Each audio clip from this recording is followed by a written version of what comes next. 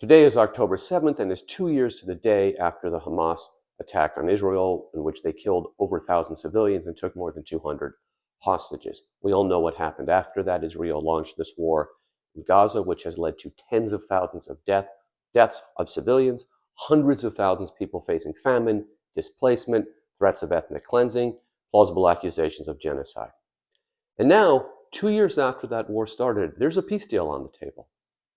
And this deal is something that the people on both sides desperately want. The people in Gaza obviously want to end this war, and the people in Israel now want to end this war too and get the hostages back, which has always been the priority of the people there.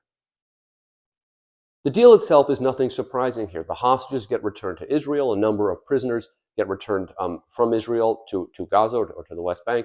These are people who, in many cases, accused of terrorist activities, and that the war stops and that a new administration takes over in Gaza without Hamas.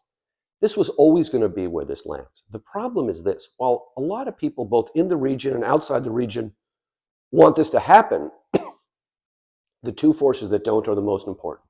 The Israeli government, the kind of fanatical, right-wing, messianic Israeli government, doesn't want this because many there want to see this project of ethnic cleansing in Gaza, many in the government. And the prime minister doesn't want to be held accountable for this, for letting the attacks happen, for its criminal activities before and during this conflict. Meanwhile, the leadership of Hamas, who are not in Gaza and have shown themselves to be happy to sacrifice the life of tens of thousands of Gazan civilians for their own messianic cause, if they cut this deal, they have to go back to the people in Gaza, who they claim to represent, and say, we let tens of thousands of you die for a deal that we could have made on October 10th of 2023. And that's the problem here.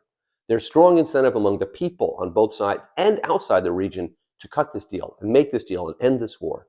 But the belligerents themselves, the actual warring parties, the government of Israel, the leadership of Hamas, they have a different incentive. So while I very much hope this deal happens, I'm not as optimistic as I'd like to be.